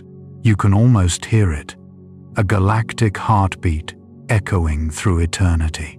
A quirky tidbit: one pulsar, PSRB 1937 plus 21, spins 642 times per second, so fast that if its crust shifted by even a millimeter, its timing would slip, and that microscopic twitch would be detectable across galaxies. Talk about punctuality. You drift closer to one of these pulsars. Its magnetic poles blaze like twin beams of blue-white light, sweeping through space with hypnotic regularity. Every rotation releases a torrent of radio waves and X-rays, converting rotational energy into pure electromagnetic fury. And yet, somehow, it remains stable year after year, century after century, a tiny neutron heart that refuses to skip a beat. Scientists still argue whether pulsars eventually die of exhaustion, collapsing into black holes or freezing into inert husks. But for now, they persist, and you can't help admiring their stubbornness. In a universe where stars explode, merge, or evaporate, pulsars just keep time. You let your awareness drift outward again, following the pattern of their emissions. You begin to see what the astronomers see, not chaos, but a texture in space-time itself. Each pulse that arrives slightly early or late tells a story. A gravitational wave passed by here. A massive merger rippled the background there. The whole cosmos becomes a kind of music, a low, slow hum vibrating beneath everything. It's oddly soothing, like the universe has its own lullaby. You think about how strange it is that humans, tiny beings bound to one small planet, can measure these signals from across the galaxy. You smile, imagining a tired grad student somewhere staring at timing residual plots at 3 a.m., not realizing they're literally listening to space-time flex. The pulse continues. Tick, tick, tick. You synchronize your breathing with it. It feels almost biological, like the neutron star is breathing with you. The closer you listen, the more intricate it becomes. Microbursts, subpulses, the soft hiss of background radiation, filling the silence between beats. You reach a moment of pure stillness. The galaxy fades around you. All that remains are the pulses, echoing in impossible harmony. Then, faintly, another pattern emerges beneath the others, a deeper wave, slower, heavier, a gravitational wave rolling across thousands of light years. The pulsars react, their timing nudged by fractions of a nanosecond. You're witnessing the background hum of the universe itself, the combined whispers of every massive collision that's ever happened since time began. It's overwhelming to realize that every neutron star, every black hole merger, every collapsing core leaves behind a faint vibration. Together, they form a cosmic memory, an invisible archive, written not in light or matter, but in the bending of time itself. You whisper, almost reverently, "The universe never forgets." A small, amused thought follows right after. If this background hum were somehow audible, it would probably sound like the deepest, slowest bass line imaginable.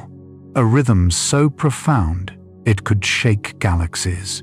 Somewhere, a DJ would kill to sample it. You let the wave pass through you. The pulsar's signals return to normal. Silence settles. Again, not empty, but rich, full, alive with potential. You drift among them a little longer, letting the regular pulses soothe you.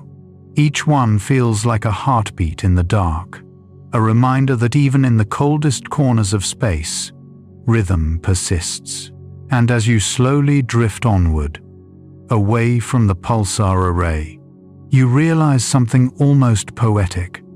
Time itself doesn't move evenly here. It stretches, compresses, warps, and yet it never stops. Just like those neutron stars, it keeps pulsing, patient and unstoppable. You smile in the quiet, knowing you've just listened to the closest thing the cosmos has to a song. You leave behind the cosmic metronomes of the pulsar array and drift deeper into a quieter part of the galaxy, if you can call anything here quiet. The space between stars feels like a vast ocean of frozen stillness. But silence, you realize, never really means nothing. It just means you haven't tuned in to the right frequency yet. And there it is, faint, trembling, but unmistakable. A whisper of radiation, far softer than a pulsar's shout. You follow it until you find something extraordinary. A magnetar, one of the most extreme and temperamental forms of neutron stars ever discovered. At first glance, it doesn't look that different from a normal neutron star. Same small size, same faint glow. But then the magnetic field hits you, even from hundreds of kilometers away.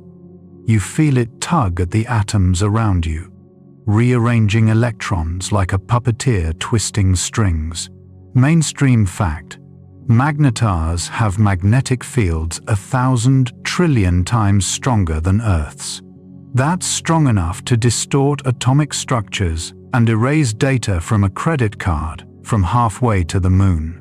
You watch its surface crackle with high-energy flares, bursts of gamma radiation powerful enough to disrupt satellites on Earth if one were unlucky enough to be nearby. The crust, thinner than a fingernail compared to the star's size, is constantly under stress from the sheer magnetic pressure. Every so often, it snaps, unleashing a star-quaker tremor so powerful it makes the entire star ring like a bell. The magnetar flares. For a heartbeat, the universe seems to blink. A wave of X-rays ripples outward, bright enough to illuminate distant gas clouds in pale blue light. You flinch instinctively, even though the radiation passes through harmlessly.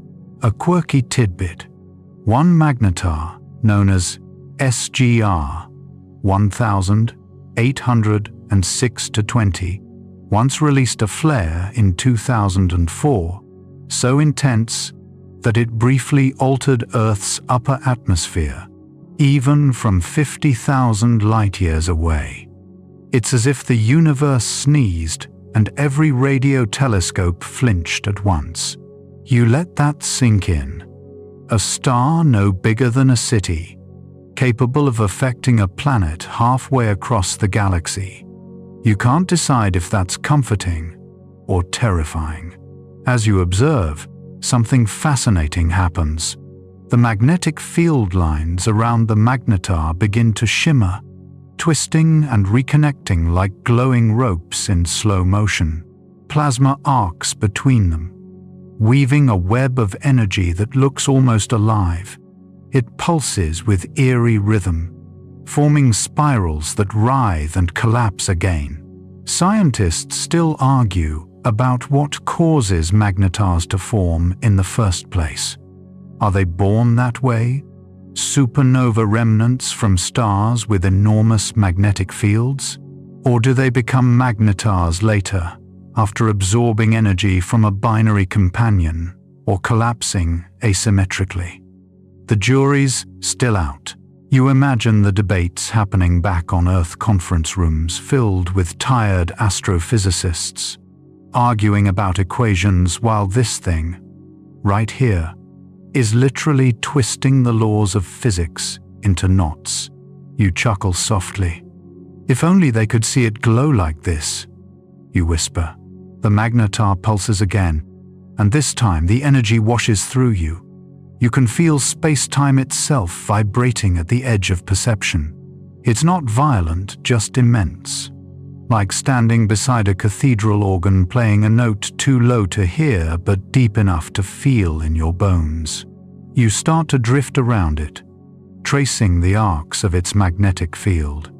Each line feels like a thread of energy, connecting one side of the cosmos to another. Somewhere in the distance, you can almost sense how these invisible forces shape galaxies, how magnetic fields seed star formation, how they guide cosmic rays across unimaginable distances. For a fleeting moment, you understand something beautiful.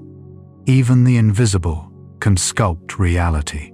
You drift closer, watching tiny bursts erupt from its surface. Every few seconds, a photon packet shoots out, brilliant, brief, defiant. Each one is older than human civilization by the time it reaches any observer's eye. And yet still, it travels faithfully onward. You think of the magnetar not as a monster, but as a kind of cosmic heartbeat, gone rogue too strong for its own shell, too intense to last. Eventually, its magnetic field will decay, and it will quiet down, fading into a normal neutron star again. Or maybe it won't. Maybe it will crack apart, collapsing into something darker. The universe doesn't like predictable endings, but for now, it glows steadfast, wild, magnificent. You hover a while longer, hypnotized by the dancing magnetic filaments. They twist and ripple like silk banners in a solar wind. You can almost imagine them humming a low, wordless tune. It's then you realize all these neutron stars, pulsars, magnetars, they're not just cosmic curiosities. They're the universe's pulse points, each one a reminder that even in death, a star can still burn, still sing, still shape the very structure of space. And somehow, that thought makes everything feel a little less lonely. You turn slowly away from the magnetar, its flares dimming behind you, and begin your gentle drift toward the outer spiral arms of the galaxy. The space grows darker again, cooler, quieter, but the afterimage of that brilliant blue pulse lingers in your mind like the memory of lightning after a storm. You take a slow breath well, the kind you imagine you'd take if breathing were possible here, and let it all settle into stillness. The magnetar's ghost light fades behind you, leaving a vacuum so still it almost hums. You're deep in the galactic outskirts now, where the density of stars thins and distances stretch into near infinity. The Milky Way's bright disk lies far off to one side, a soft swirl of starlight, dust, and memory. Out here, space feels different, broader, older, and then, far ahead, something flickers. Not a single source of light, but a pattern rapid, mathematical, deliberate. You move closer and realize it's not a random beacon. It's a millisecond pulsar locked in orbit with a white dwarf, and their interactions are writing equations across the cosmos. At first, it seems deceptively calm. The white dwarf, a dense, Earth-sized ember of a once sun-like star, glows faintly blue-white. The neutron star, by contrast, spins faster than a blender on overdrive, hundreds of rotations per second. Each spin fires a beam of radiation, creating a pattern so perfect that atomic clocks on Earth struggle to keep up. Mainstream fact: millisecond pulsars are neutron stars that have been recycled. After slowing down over millions of years, they siphon material from a nearby star, spinning up again like cosmic flywheels. The process transforms them into the most precise natural clocks known. You watch the two bodies orbit. It's graceful at first, then mesmerizing. The neutron star's gravity tugs at its companion, pulling streams of gas that spiral into an accretion disk before being flung back into space. The pair glow faintly in X-rays, each revolution painting ripples of radiation into the dark. A quirky tidbit: there's a system called PSR J 1000, 719 1438, where the companion star has been stripped down to a crystalline carbon core, a diamond planet orbiting a pulsar. It's literally a gemstone the size of Jupiter. The universe really knows how to flex. You drift closer, watching as plasma arcs between the two. Every pulse from the neutron star's magnetic poles passes through the white dwarf's thin atmosphere, lighting it up like a disco ball of ionized gas. You can actually see the energy transfer, the push and pull, the give and take. It feels strangely intimate. Two stellar remnants, long past their prime, still bound in mutual orbit, still shaping one another after billions of years. There's something touching about it, like watching two aging dancers who've learned to move with each other's rhythm perfectly. You start to notice the pulsar's emissions are slightly uneven, just a fraction of a millisecond off at irregular intervals. And then you realize why. Gravitational waves, again. The two stars are orbiting so closely that their mutual dance is literally sending ripples through space-time, bleeding energy away. Slowly, imperceptibly, the orbit decays. Scientists still argue whether such binary systems end in quiet coalescence or fiery disruption. Will the pulsar eventually tear the white dwarf apart? Or will they merge, forming something entirely new, maybe even triggering a type Ia supernova? No one knows for sure. The equations are complex, the data incomplete, and the universe enjoys keeping its secrets. You let yourself imagine it. The final spiral, the crescendo of radiation, the instant of collapse. It would be over in seconds, but the aftermath shockwaves, radiation, gravitational echoes, would resonate for eons. For now, though, the pair remains stable. The white dwarf orbits faithfully. The neutron star pulses on. Together, they form one of the most reliable timekeepers in existence. Astronomers use systems like this to test Einstein's general relativity, measuring how their pulses shift as gravity bends time itself. And every time, the data matches the theory almost perfectly. Almost.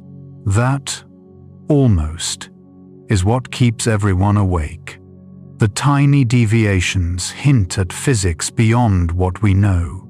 New interactions, new particles, or perhaps something even stranger about the fabric of space-time. You watch the pulses slow just a hair, like an old vinyl record easing towards silence.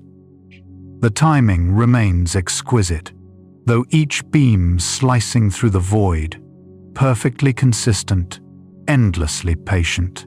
It makes you think about the strange persistence of things. Stars die, collapse, and yet somehow find ways to keep working, to keep giving order to chaos. It's as if the cosmos refuses to waste even the remains of its brilliance. A soft light flickers from the white dwarf's surface, reflecting the pulsar's beam back toward you. For an instant, it's like the two are winking. You grin, whispering, show-offs. But beneath your humor, something more profound stirs. These two dead stars have found balance in their decay. Their gravity, their timing, their light. It's all interdependent, like cosmic harmony achieved through ruin. You wonder if that's how everything really works. Order born from collapse, beauty from exhaustion. You drift a little farther back, giving the pair room to spin freely in your view. Their light fades to rhythmic pulses, tiny blinks in a vast black sea. Tick, tick, tick. Perfect, patient, eternal. For a moment, it feels like you're floating, in sync with the heartbeat of the universe itself.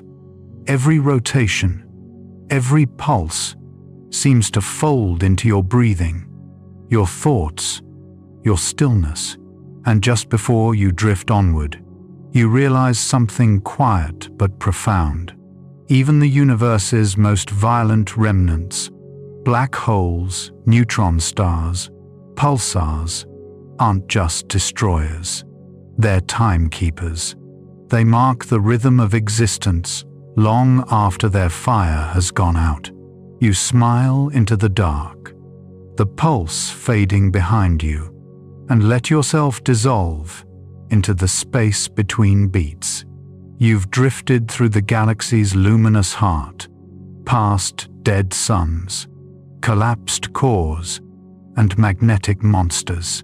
Now, the light of the Milky Way dims behind you as you rise above the galactic plane out toward the halo, where only faint globular clusters keep watch. From this altitude, you can see everything you've passed. The bright spiral arms like brushstrokes of light, the scattered neutron stars blinking faintly like distant campfires on a cosmic desert. Each one, a story. Each pulse, a memory. But here, at the edge of everything, there's one last marvel, waiting, a neutron star adrift in intergalactic space, flung free long ago by the violence of its birth. It drifts alone between galaxies, carrying its spin and magnetic field like an unbroken vow. You approach it slowly. There's no nearby gas, no accretion disk, no companion star, just the quiet hum of a single pulse, faint but precise, echoing into the void. This is what happens when gravity's dance ends.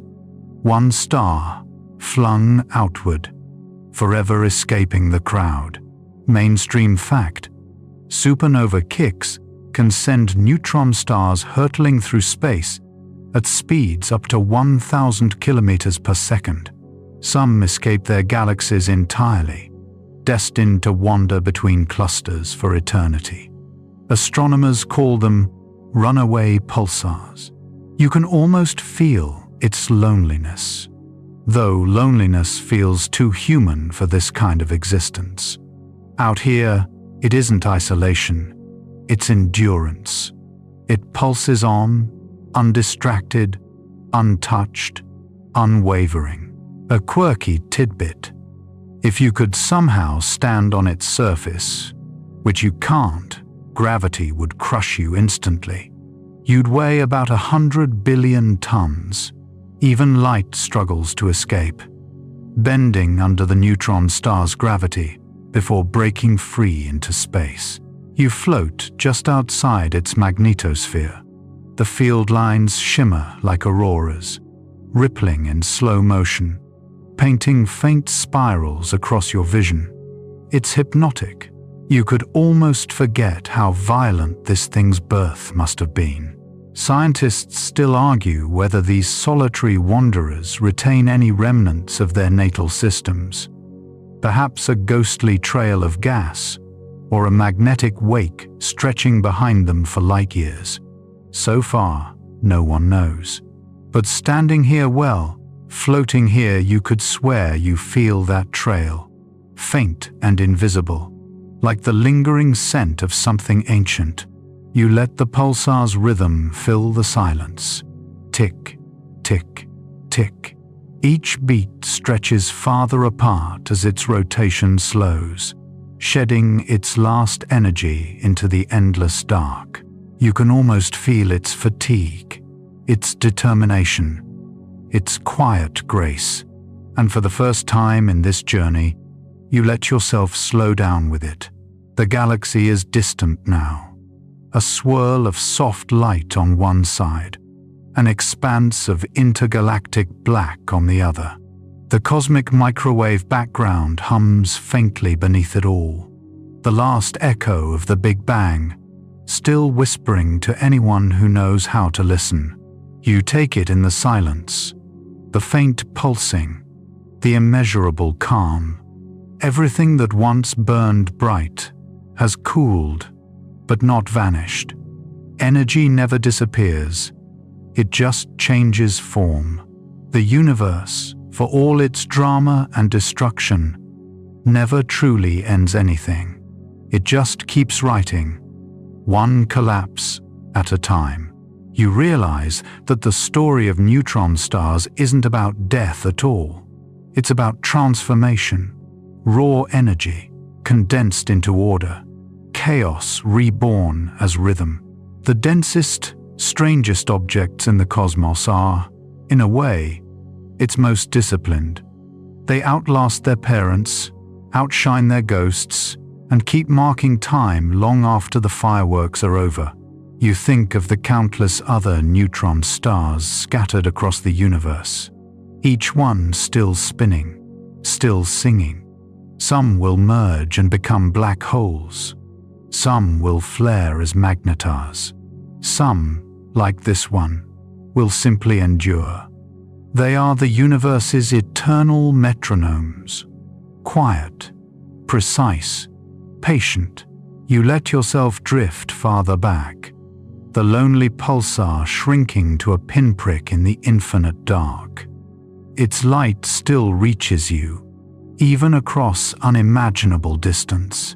You smile softly, knowing it will keep flashing long after you've gone, long after galaxies have dimmed. And now, at last, it's time to rest. You close your metaphorical eyes and imagine your consciousness sinking to that fading pulse, each beat slower, softer, the edges of thought blurring into stillness. The pulse slows again and again, until all that remains is a faint, steady glow, the heartbeat of the universe itself. Everything quiets now. The light fades to deep indigo, the stars retreat into the distance, and the last neutron pulse softens into a whisper that seems to echo from within you. Time loosens its grip, stretching like warm silk. You're floating in the calm between seconds, where motion stops meaning anything. Even thought feels optional here. The universe doesn't demand you to understand it. It only asks you to be.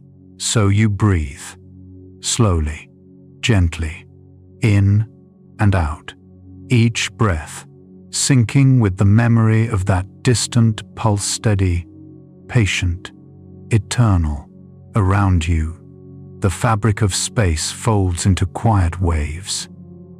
The radiation, the magnetism, the chaos, all of it fades, leaving only calm, ancient darkness. It's the kind of silence that feels alive, like a soft hum deep inside your chest. You remember everything you've seen, the spinning pulsars, the colliding stars, the storms of magnetars, the shimmering debris of creation. Each one fierce, beautiful, and brief. And now, they're part of you, threads woven into the quiet tapestry of your mind. If you listen closely, you can still hear the faint heartbeat of the last neutron. Star distant, rhythmic, reassuring. It's a reminder that even the smallest flicker can outlast everything else. Let that pulse be your anchor as you drift towards sleep. Let the gravity of calm pull you gently down. The stars will keep spinning. The neutron hearts will keep beating. And somewhere, far out in the dark, another pulse will rise, marking another moment in eternity. But for now, just rest. Good night, traveler. Sweet dreams from Dreamy Science.